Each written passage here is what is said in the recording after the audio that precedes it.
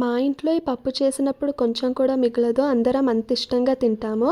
చెప్పాలంటే non veg కూడా గుర్తురాదు ఈ పప్పు చేసినప్పుడు. ముందు పాలకూర, మిర్చి, కొత్తిమీర అవన్నీ కట్ చేసి పెట్టుకోవాలి. ఒక కప్పు కందిపప్పుకి 3 గ్లాసుల వాటర్ సరిపోతాయి.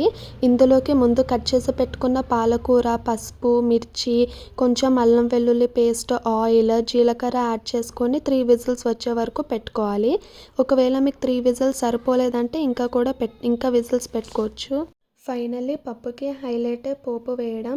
ఒక టేబుల్ స్పూన్ ఆయిల్, లేదంటే మీకు నెయ్యి ఇష్టం ఉంటే మీరు నెయ్యి కూడా వేసుకోవచ్చు. నాకు నెయ్యి ఇష్టం ఉండదు కాబట్టి నేను యాడ్ చేయట్లేదు. ఆయిల్ హీట్ అయిన తర్వాత ఇందులోకి ఒక టేబుల్ స్పూన్ ఆవాలు, ఎండుమిర్చి, కరివేపాకు, ఒక 3/4 దంచిన వెల్లుల్లి వేసి బాగా కలుపుకోవాలి. ఒకసారి మిక్స్ చేసుకున్న తర్వాత ఇందులోకి ఇంగువ, కొంచెం పసుపు వేయాలి. పసుపు ఇందాక పప్పులో వేసాం కాబట్టి ఇప్పుడు కొంచెమే వేయాలి.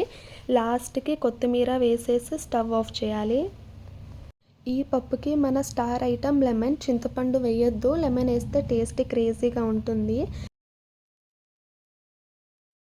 పప్పు విజిల్ తీసిన తర్వాత లెమన్, సాల్ట్ వేసి మిక్స్ చేసుకోవాలి. తర్వాత ముందుగా మనం చేసిన పోపు వేసి ఒకసారి మిక్స్ చేసుకోవాలి. అంతే, ఎంతో టేస్టీ అయిన పప్పు రెడీ. ఎప్పుడు మనం చేసేలా కాకుండా ఇలా ఒకసారి ట్రై చేసి చూడండి. వేడి వేడి అన్నం మీద కమ్మని పప్పు కాచింది, ఈ పప్పు తప్పడం కలిపి కొట్టడం.